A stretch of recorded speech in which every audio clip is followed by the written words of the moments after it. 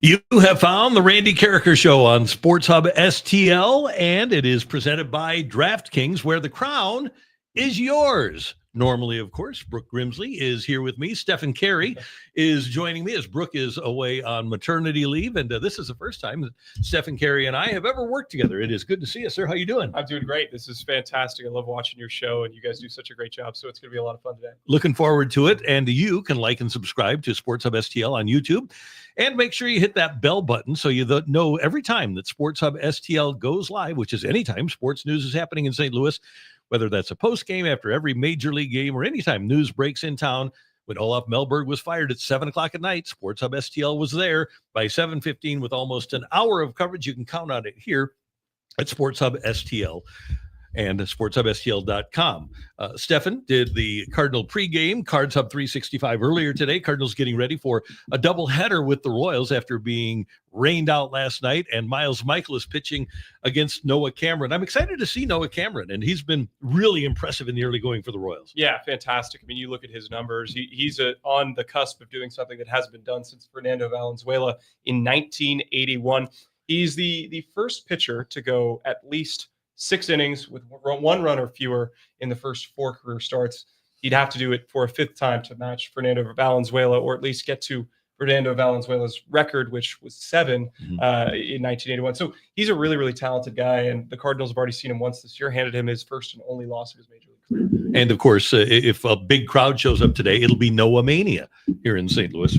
When Fernando got going after right about that time with the first 4 starts, every crowd that he attracted at a visiting stadium, it was a sellout. He was drawing 50,000 for every game that he pitched, just because people wanted to see this rotund Mexican import for the Dodgers, who was, remember his motion, Delivery, the great motion. It was so much fun to watch him pitch. And Noah Cameron, you're right, they're going to make some history if he can handle this Cardinal lineup today. Newt Barr in center field, Wynn and Donovan, Contreras, Herrera, and Arenado, and then Burleson, Ryan Valade getting the start in right field, and Pedro Pajes is behind the plate.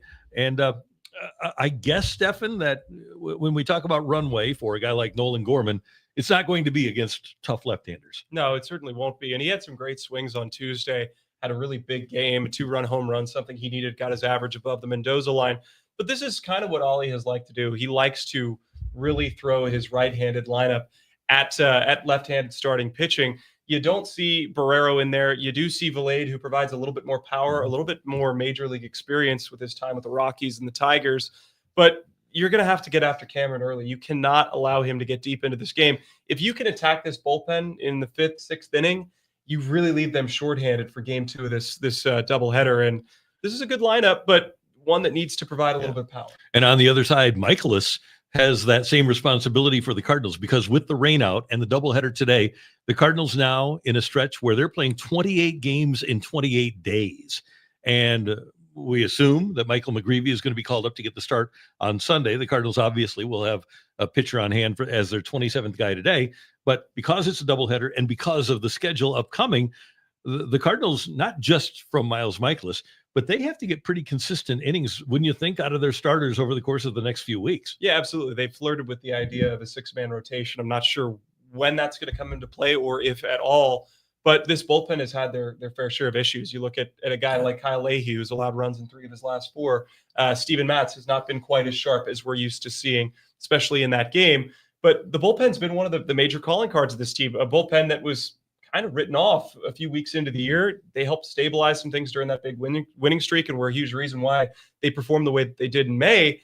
But you need to get extended. You need to get deep in games, especially against a team like the Royals, who have struggled to score, and you welcome the Dodgers into town with no rest. So we'll see how they attack and approach game number 2 and game number 3 today. Yeah, I was completely caught off guard the other night when the Royals exploded after the Cardinals had taken the 7-2 lead, and then the Royals wind up scoring 10 on the game to beat the Cardinals 10-7. And that is atypical of Kansas City, but it's also atypical of the Cardinals rotation to get knocked around like that. And it's hard to fix things, as you mentioned, when you don't have off days. When you're playing every single day and playing 2 games today, it's hard to fix things. And the best way to fix a problem when you're having a tough time in baseball is to get a good start. Yeah, yeah, and that's really been a major key for the Cardinals. You hear it on the broadcast. You hear Mike Claiborne talking about it here on Sports Hub STL. Is that getting a quick start offensively usually puts you in a good position to win. And for a guy like Michaelis, you know he's going to go two times through the order. They're probably going to pull him before he gets to start that third trip through. So you know you're going to need some arms. That's why maybe yesterday the rainout was a blessing in disguise after using a lot of arms in game number one. I'm sure that's why Ollie was willing to exhaust the bullpen, because his team's been so good at coming back in games. But you have a chance now to pick up a win in game one of this doubleheader and maybe a chance to win the series. And then you feel a whole lot better about dropping game one of the series. My level of intrigue about seeing Michael McGreevy for multiple starts is very high. I'm really interested to see what he can do. He's been terrific at AAA. In fact, Stefan, I kind of think, and I wonder if the Cardinals think this too, he has nothing else to show or prove at AAA, right? He's done everything he can do. He's a victim of circumstances that the Cardinals have their 5 starting pitchers plus Steven Matz on this roster. And I know that McGreevy has been patient. He's been a pro about it.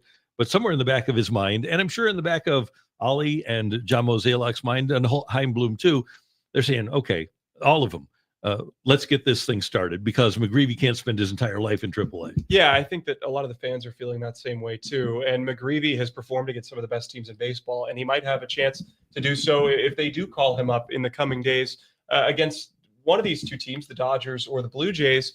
He's done nothing but win and be successful at the major league level, and has answered the call when his name has been called. And there are more than a few starting pitchers that are already in that bullpen. I think Kyle Leahy has starting pitcher stuff. Definitely. I think Steven Matz is a starter that is a bullpen reliever by circumstance. So I like the idea of having him be purely a starter and focus on being a starter at AAA rather than shoving him into the bullpen and making him wear a variety of hats.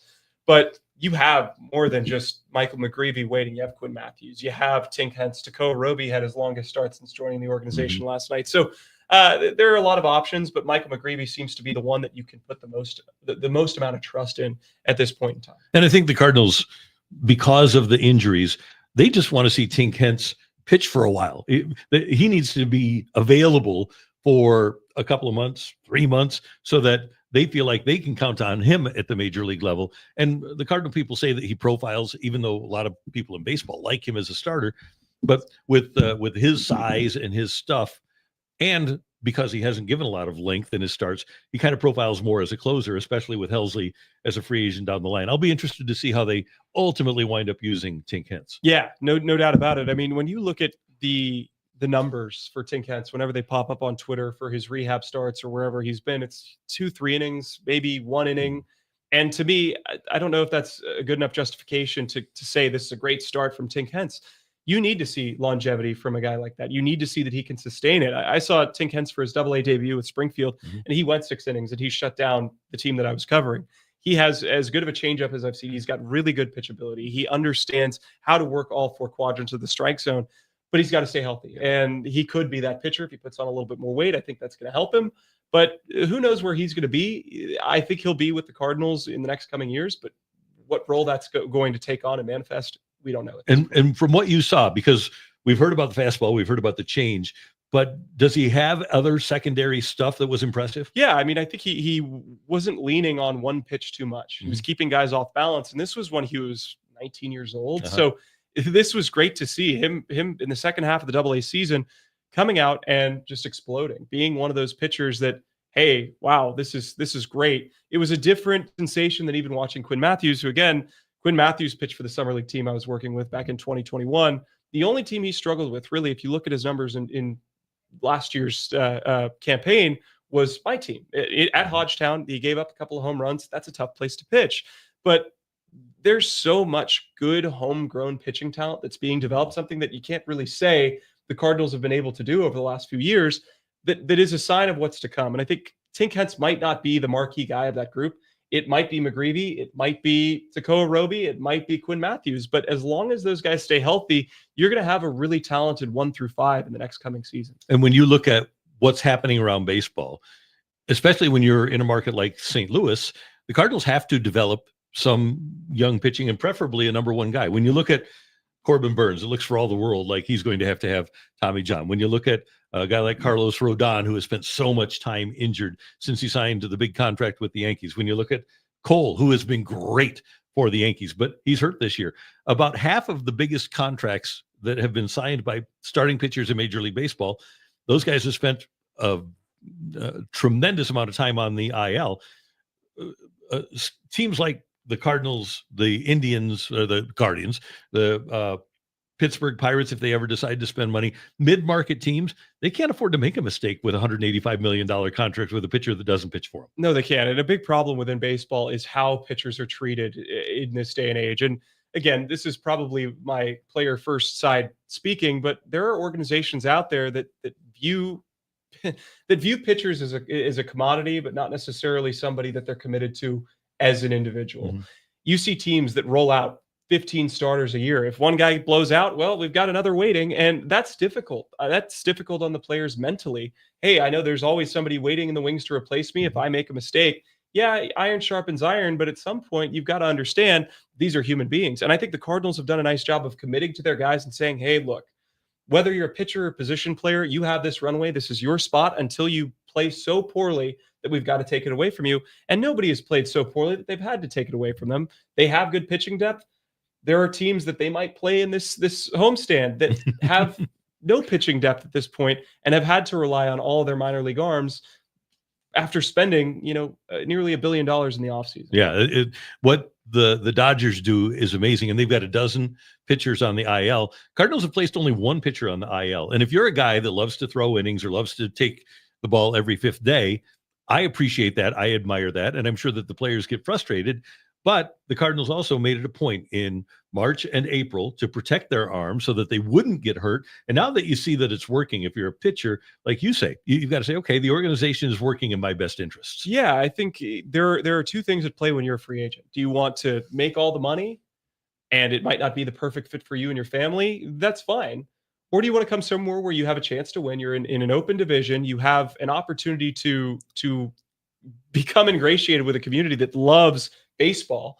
And I think that that's what's going to happen is people are going to flock to St. Louis. This is going to be like the Cardinals teams of old, where you know that the tradition is going to supersede any dollar amount on a checkbook or on a dotted line. I think that the Cardinals have an opportunity to have this youth resurgence, but if they put in a few key pieces and continue to pitch and hit the way that they've been doing, this team's going to be good for a really long time. And one other note about this particular season, the Cardinals now 4.5 behind the Cubs, and we tend to look at them, and the Cubs aren't going away. They're going to be good, and they might even make a move at the deadline and to try to replace Justin Steele. But we need to look over our shoulder too, right? Milwaukee's won 9 out of 10. They're only a half game behind the Cardinals, and the Brewers are always there. You never count them out, and they're getting really good production out of a lot of people in Milwaukee. And the Brewers, I'm convinced, Stefan, are going to be there at the end too. Well, they're the incumbent, right? They have been the team that everybody seems to discount, but always seem to get it done. They're a scrappy team. They're young. They have maybe more similarities to the Cardinals than they have differences. Mm-hmm. But you also know what you're getting with the Brewers. You know that they have a team that plays excellent defense. They run the bases well. They may not have as much power as they've had in years past, but they're in a division in the NL Central that is open, right? The Cubs are far and away the best team at this point. Yeah. They hit well, they pitch well, excellent defense, they have excellent young stars. But the Cardinals, I think, have found a way to cement themselves right in the mix there with those three teams. It is those three teams. Yeah. It's been those three teams probably for as long as the Brewers have been in the division that have been competing for that spot. Now, the Cubs had added a lot in the offseason. They are going through a stretch of games that are easier than most. But if you look at their month of April, they played as tough of a schedule as anyone. Everybody in the West, Everybody in the West. So I think as the schedule starts to balance out, the Cubs are going to run into the Tigers soon, and the Cardinals start to play some of those weaker teams. You'll see a much more competitive divisional race than just 4.5 games. The Cardinals have a 12:45 against the Kansas City Royals. That's game 1 of the doubleheader, and then game 2 of the doubleheader, 6:45 tonight at Busch Stadium. Hey, and if you're looking for a great place to go after the day game, before the night game, maybe after the night game, head on over to the Fenton Bar and Grill. It's on Rudder Road in Fenton. It's just 2 minutes away from the soccer park, and they have the best trash wings. Stefan, are you a wing guy? I am, and I have had trash wings. They're phenomenal. Okay, the trash wings at the Fenton Bar and Grill are the best wings that you'll ever have. There you see them being smothered in their signature golden sauce at the Fenton Bar and Grill. Absolutely delicious. Best wings I've ever had, best wings that you'll ever have. And once the weather gets nice, you stop by the Fenton Bar and Grill after a round of golf or before or after a game. You need to check it out. If you want to watch a game on TV, it'll be there at the Fenton Bar and Grill. And when you walk into the Fenton Bar and Grill, it's going to be people like you, sports fans. They're going to be talking sports, and you're going to have a great time. The servers are absolutely adorable. Say hi to Megan and Jamie and the entire crew at the Fenton Bar and Grill. And also check out that toasted rav there on the right. That's awesome. They have great cheese curds, spicy cheese curds during their happy hour. Absolutely delicious. And if you want some healthier fare, they've got great salads and great wraps, some great burgers. If you want a great meal or just a great place to hang out, it's the Fenton Bar and Grill, Rudder Road in Fenton. Learn more at fentonbarandgrill.com. And when you go, tell them that Randy sent you. All right, John Mozeliak was on MLB Now, and obviously the Cardinals, Stefan, I think we can all agree, are looking at this season differently than they did on opening day. It was a developmental season. Now, as we mentioned, 4.5 games behind the Cubs, you think you have a chance. I would think that their philosophy about the 2025 season has changed a little bit. Yeah, I think that if you ask those guys in the clubhouse, and again, I haven't, so I'm not around them as much as my dad is, what you need to do if you have the opportunity is you have a responsibility to try and win for the fans here in town, for the players on the field. What's the point? But you also don't want to win at the expense of your future. And a lot of these guys are going to be a big part of the future. You have a young team by and large. And, if you sneak into a wild card, heck, if you win the division, which is certainly possible, then you could go for it. But you don't need to trade away somebody that could be a fixture. I think everybody's looking at Ryan Helsley as one of those big conversations. You cannot let Ryan Helsley stay if you're not thinking about signing him at the end of the offseason. I think that's one of those things that really goes without saying. But I'm not a GM. I'm not the manager. I'm not John Mozeliak, and I would never profess to understand the inner workings that they do. And I think they've done a really nice job sticking to the plan. Well, John Mozeliak was on MLB Now and talked about how the Cardinals front office will look at the deadline. Final year, correct? And how does that work then, John, with you and Chaim Bloom and the whole staff, given that you've been there so long? Yeah, I think right now the easiest way to think about it is like I'm running our operation right now, and there'll be a point in time where I hand off the baton, whether that's sometime in August, September. Obviously, any type of decisions that we're making that affect 2026 and beyond, I definitely consult with him and get his opinion on things. And just as he asked me about what he thinks things may have to look like moving forward, just in the overall baseball operation. So, net it's worked out fine, and it's been really kind of a fun year just watching these young guys go and taking advantage of this runway. So you're in charge of trade deadline then, because now you're in a wild card spot now. How will you approach that? Yeah, like I've been saying to anybody that asks, I hope July 31st is complicated for us. I mean, I really do. And, looking at how we're playing right now, if we can keep this up, I do think ownership will let us look to add pieces that make us stronger. Do you believe that if you can get in, you can win? Or do you think there are tiers? Or how possible is it if you get in, even if you're the road team in the wild card, that you can run through and win it all?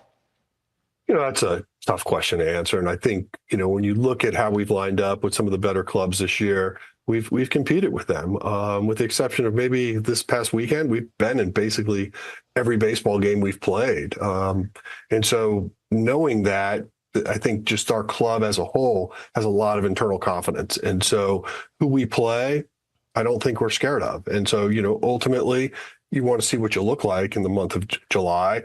But in terms of if you're going to play 3-game series, 5-game series, 7-game series, we feel pretty good about our chances. All right, a few things to unpack there. Let's start with this, because I had always assumed that Chaim Bloom was going to take over after the season. And Mozeliak said there that I'll pass the baton off in August or September. So Chaim Bloom, after the deadline, of course, but he'll take over this organization sooner than I think any of us thought he would. Yeah, that's a really interesting comment. I think that the synergy between the two of them is really cool to see. And John Mozeliak being able to say, all right, I set out, my time's up. I'm willing to pass it on to the next guy and leave the organization in a better place than I found it. Credit to him. Credit to him to be able to do that and to be able to maybe put pride aside and to help Chaim Bloom further impact this team for the better moving forward. I think there's a couple of things about the trade deadline. He said that he thinks that ownership will allow them to add pieces if they're necessary.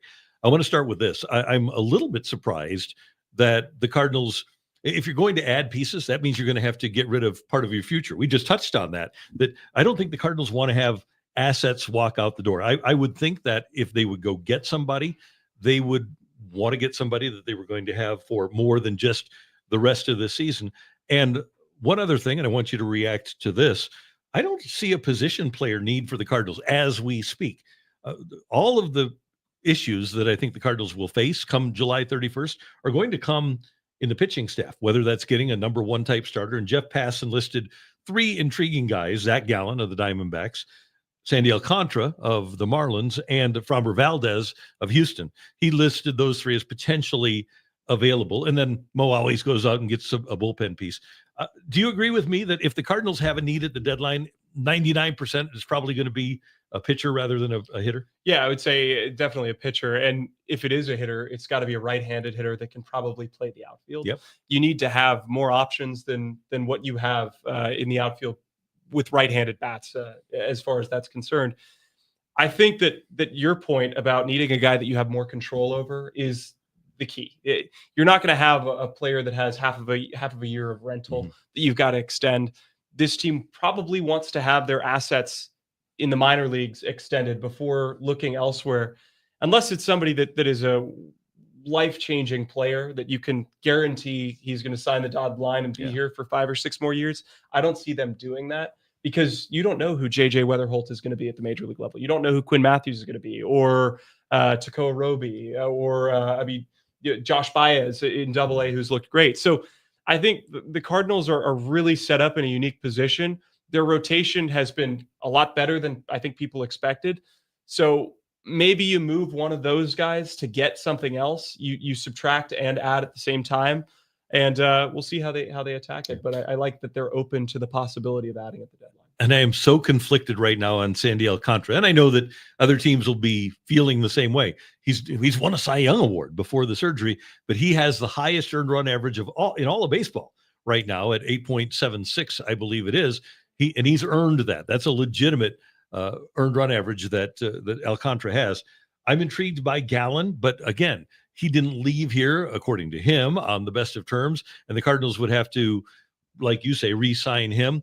And I just don't think that the price for Framber Valdez, who I think is awesome. I think he's one of the 10 best starting pitchers in all of baseball, but the Cardinals aren't in a position to give up what it would take, I don't think, to get a guy like Valdez back. Yeah, and Data Brown is a really, really savvy GM in Houston, so he knows what he's doing. Valdez is one of those guys that on any given night could throw a no-hitter. Yeah. I mean, he's been one of those guys that's known to throw 8-9 innings, whether it's one-run outing or not. That's the type of value that he brings to the table. Maybe he's not the ace of the rotation that he used to be, but he has a ton of postseason experience. He would be, out of that group, he's the one that is the most intriguing to me. Zach Gallen, you might be able to get him at a bargain in comparison to what he was valued at last year. He's struggled this year for the Diamondbacks. He hasn't quite had his stuff. And I think the addition of Corbin Burns has affected him, because at one point you're the ace. Mm-hmm. Now you're not the ace. You're the number 2 and maybe the number 3 with the way that Merrill Kelly has been pitching. So if you could find a way to get him, that would be good. But I don't see this organization going back to get a guy that they already had in the first place.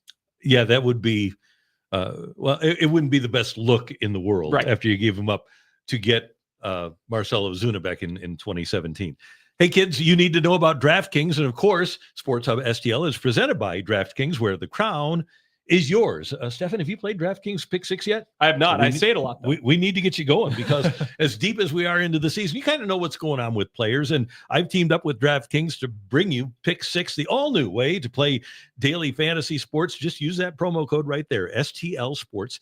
And when you download the DraftKings Pick 6 app, all you need to do is pick a couple of players. Like today, I've got Wilson Contreras in the first game going against Cameron to get 3 total bases. Okay, so I've got him getting 3 total bases, but then I've got Cameron to get 5+ strikeouts, 4.5+ strikeouts. I've got that as my Pick 6. You can pick anywhere from 2 to 6 higher or lowers. And if you're a new customer and you want to play this game, just play $5 and you get $50 back in bonus picks, 10 extra picks to keep the action going all week long. It's easy to start, fun to follow, and gives you a whole new way to stay connected to the game.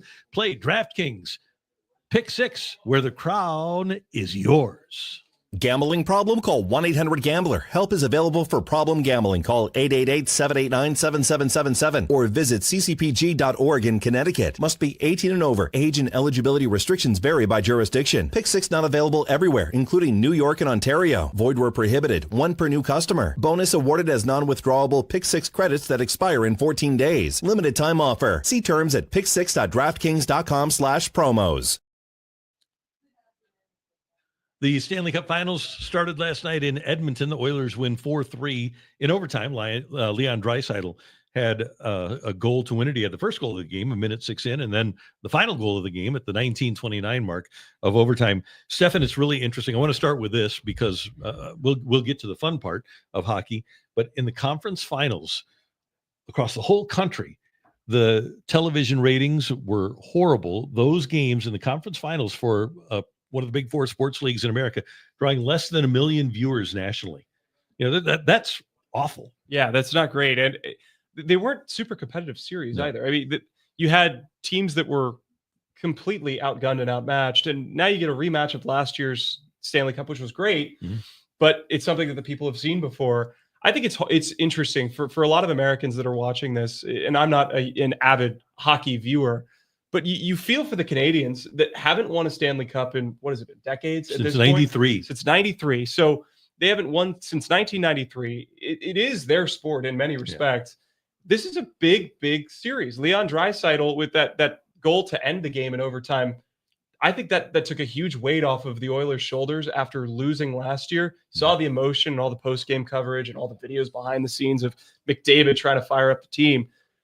I mean, this is going to be a fun series to watch. I agree with you. And last year, Florida, and I had completely forgotten this until getting ready for this series, but Florida had taken a 3-0 lead last year in the series. Edmonton comes back and wins the next 3, and then the Panthers win Game 7. It was really important, I think, last night for the Oilers to get off to the quick start. Then they fall behind. And if you didn't see it, and you probably didn't based on the TV ratings, but Sam Bennett scores. The Oilers challenge. The challenge is not overturned. So they keep the goal. The Florida goes on a power play.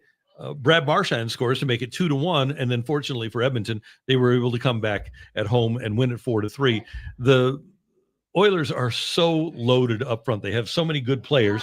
And the Panthers are a really gritty team. I'm thinking that Edmonton's going to win this series, and Edmonton is favored. But I think it's also a fun series from a St. Louis standpoint. Trent Frederick, the St. Louisan who got traded to Edmonton at the deadline from Boston, is playing for the Oilers. And, of course, Matthew Tkachuk, taken in the same draft from St. Louis, is playing for the Panthers. So there's always a little bit of a St. Louis flavor there. Yeah, and that's great to see. You love to see the local connection in the Stanley Cup. I think that Edmonton at this point, they're so motivated by the pain of last year's loss that it's going to be difficult to beat that team. But I remember Mike Claiborne saying to me weeks ago, back in spring training, that Florida might be able to repeat. And this was in March. Mm-hmm. So he was aware when they acquired Marchand and adding him to the team, what that would do for an already loaded Panthers team. These are two hockey teams that are probably the best in the league. I think we can agree that they have been the best 2 teams in the league. And the fact that they were in the finals last year, in the finals again this year, it's going to be fun to watch. And Chris Knobloch, the Oilers head coach, is the first coach since Scotty Bowman here in St. Louis in 1968 and 69 to go to the Stanley Cup Finals in each of his first 2 years. Bowman did it in his first 3 years, and Knobloch has done it in his first 2. The NBA Finals start tonight as well. Game 1, Pacers and Thunder. Oklahoma City is minus 700 to win that series. Probably not even reasonable to bet on Oklahoma City. Now, if you think that the Pacers might come up with the upset, that's a good one to bet on. But I'm intrigued. I find these to be 2 really likable teams. I like both coaches. I'm a big fan of SGA. I really like Halliburton. I think that even though it's flyover country, this is going to be a fun series to watch. Yeah, you saw on social media a lot of people making fun of the Midwestern idea that everywhere is drivable, that you can drive back and forth to each game, regardless of whether it's an 11-hour drive from Oklahoma City to Indianapolis. Shai Gilgeous-Alexander is sort of the headliner of a team that could be dynastic. This is an Oklahoma City Thunder team that has more first-round draft picks than anyone, and they're in the finals. And they've got more on the way. They have more on the way. They are a team that has to decide, hey, who do we extend and who do we let walk, which is a good problem to have because you have those picks to bank on, versus the Pacers, who I don't think very many people expected it was going to be the Pacers in the finals this year. It's two smaller market teams, which might not do the best for the ratings when you consider New York isn't in it, Boston isn't in it, LA isn't in it. But it'll be fun. It'll be fun to get the exposure of these two basketball teams in front of the rest of the country. The Pacers, I don't know if they're going to match up quite as well with Oklahoma City as they did with the Knicks. But Brandon Podziemski, who's one of the guards for the Golden State Warriors, was talking in an interview, and he said, "I'm glad it was the Pacers because I think they match up better with Oklahoma City than even the Knicks do." So only time will tell how that works out. And the Pacers have not lost back-to-back games since March. They're exceptionally well coached by Rick Carlisle. And we talk about the Thunder defense, which has been exceptional all year long, but the Pacers defense is really good too. I really do think if this is competitive, and most people don't think it will be, I think it's going to be competitive because the Pacers do play great defense. Yeah, they do. And this is a culture, a basketball culture in Indiana that's kind of like the baseball culture here in St. Louis. Right. Is you have Hoosiers, you have all the high school basketball teams in those giant stadiums. It's like Texas high school football culture, but with basketball. And it would be really, really cool to see the Pacers winning just for that fan base. Think about Jim Irsay passing away and how that has affected that community. It's nice to see two teams that are maybe underrepresented in coverage getting a shot at each other, and I think it might surprise people. I think this has the makings of a really, really good NBA Finals. So Stefan is a University of Georgia guy, but in high school, did you play hoops? I didn't. No. Man. I played lacrosse, and I played college lacrosse for a year. So did you at Georgia? I played club lacrosse at Georgia, but I played Division II at a small school outside of Charlotte, North Carolina, before transferring to Georgia. So. Yeah, I know that maybe this quarter zip makes me look extra like a lacrosse player. Yeah, but no, I was not a basketball player. I can't jump. My dad gave me awful genetics in that respect. Pretty good at lacrosse, though. I was all right. Yeah. I had my moments.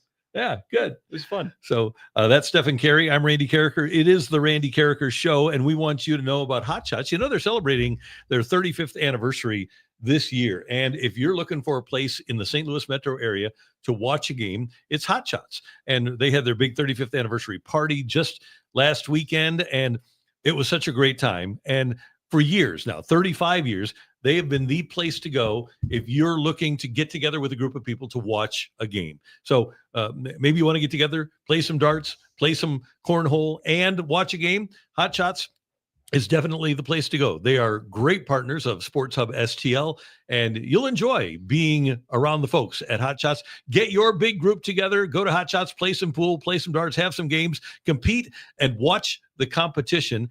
And of course, you can learn more by going to hotshotsstl.net, and you need to know about what's going on with Hot Shots. We're doing a number of the day here at Sports Hub STL because it's not like Sesame Street, not that number of the day, but we're talking about the greatest numbers in St. Louis sports history. We've had 100 days here at Sports Hub STL, so we're running down the 100 who wore it best here in St. Louis, and today's number of the day is 7.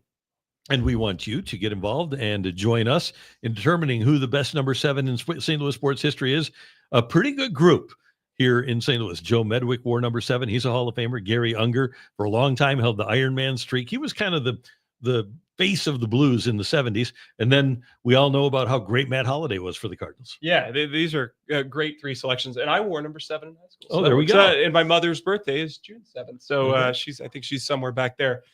Paying attention to this show, maybe doing some other stuff, trying to set up some real estate work. But no, the one that I'm most familiar with is clearly Matt Holliday. Now, he had so many good years with the Rockies, became a Cardinals legend when he was a champion, and played hard for this team every single day. But you look at some of the other icons for St. Louis, and I think it's hard to go with Matt Holliday when you look at the other two. But there are a lot of choices, certainly. Yeah, it's amazing that Joe Medwick, with those numbers that he put up, 2,471 hits, a 324 career average, 8-time All-Star, a 6-time All-Star as a Cardinal, a World Series champ, an MVP. He's in the Hall of Fame, and number 7 wasn't retired for him, which is probably pretty telling about how great this organization has been over the years. And then you see Unger, and we had some others in the mix. We had Red Berenson, he wore number 7. Keith Tkachuk wore number 7. High Definition says Big Walt, no doubt about it. We've had some great number 7s in St. Louis, and right there are 3 of them. The greatest number in number 7 in St. Louis history. I think I'm with you. I think as much as I liked Gary Unger, and he was my guy for the Blues in the 70s, and as great as Joe Medwick was, Matt Holliday was a middle of the lineup force for the Cardinals after Albert Pujols left, for a team that went to the NLCS in 2012. They went to the World Series in 2013. They went to the NLCS again in 2014. Middle of the lineup enforcer for a really good team for a long time. Well, and that's all what you're going to remember about him, and his offspring are really, really good baseball players too. So he's certainly ingrained in the fabric of this culture here in St. Louis. And I think this is a lot harder of a choice than the last 2 days. 5 and 6 seemed like it would have been a lot easier. So very much so. Yeah, no doubt about it. And number 8, that's going to be pretty hard for us as well. Pack Pugs, thanks for the Medwick shout out. Big Walt, High Definition, no doubt about it. And we're lucky. We've had so many good athletes here in St. Louis. All right, we've got more here on the Randy Karraker Show. Tim Kurkjian is one of the many people who feels like the worst new rule implemented in baseball is the ghost runner, or as he calls it, the Manfred man. He thinks it's the worst rule in all of sports. Date in baseball history. So on this date in 1995, Pedro Martinez pitched 9 perfect innings, but the score in San Diego, but the score was tied after 9 innings.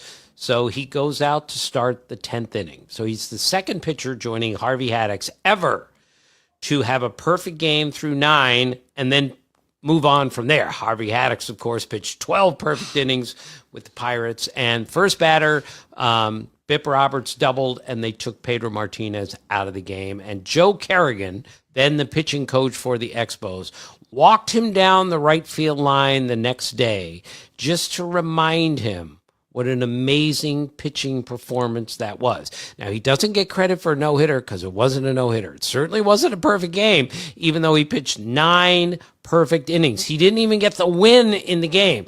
So Joe Kerrigan just wanted to make sure that Pedro recognized that's one of the greatest pitch games in baseball history, and it's kind of lost because he didn't have a no-hitter, perfect game. He didn't even win the game. I just bring this up in the 1 in 1 billion chance it could happen. What if that happened today, Jeff? Oh, my gosh. Guy pitches 9 perfect innings. He goes out to pitch the 10th, and he looks around, and there's a runner at second base to start the 10th inning. Oh, I didn't even think about it in that way. I was just thinking about a pitcher actually making it 9 innings. So, Jeff, let's say Pedro Martinez does this in 2025, which he would have been certainly capable of doing. First guy grounds out to second. Next guy hits a sacrifice fly, 1-0. Next guy strikes out. Pedro Martinez faces 30 batters, retires them all, yet it's not a perfect game. He loses the game 1-0, and there just has to be a giant asterisk next to it because you can't have a perfect game if somebody's on base. That is such a great point, and I've never thought of that, but Tim Kurkjian makes all the sense in the world. Yeah, this is going to sound like I'm blowing smoke, but the truth is I was thinking about this yesterday when the Cubs starter, it was Matthew Boyd yesterday. Yeah. He went 5 1/3 perfect in a scoreless game. And I said, well, what happens? What happens if that comes to pass? Now, as a broadcaster, we have a very different opinion on this placed runner rule than I think most would. Is pace of play so important, and it's a big reason why viewership was down for all those years, as you were routinely having 3-hour games that were ending in 5-3 scores. Now 5-3 scores, they're about 2.5 hours, 2 hours and 40 minutes, which is a lot more palatable, I would say. The issue for me is not even that the rule exists; it's that nobody's really figured out how to be consistently good in extra innings. Mm-hmm. There is less strategy in today's era of baseball than there's been in eras before. I think that's safe to say. Bunting is an element of the game that is out for most teams. Mm-hmm. And there's this concept of always trying to get 2 runs in the top of the 10th. Well, what type of game are you usually playing in if you're in extras? More often than not, it's not a 9-9 game. It's a 2-2 game where teams are struggling to score. It's a well-pitched game. My philosophy would always be lay down that bunt, guarantee yourself the run, take the lead, and then you have 1-run cushion. You put it on your pitcher to keep the opposition from scoring. We've seen 4 or 5 times this year the Cardinals and other teams they're playing go into the 10th, 11th, 12th innings and not even get a run. And I think it's important to have some type of pace of play ruling, but maybe we can push it back a couple of innings. And I think this is more than pace of play. I think one of the reasons that this rule was implemented is because everybody's using their bullpen between the 6th and the end of the 9th. So you've probably already used 4 of your 8 relievers by that point.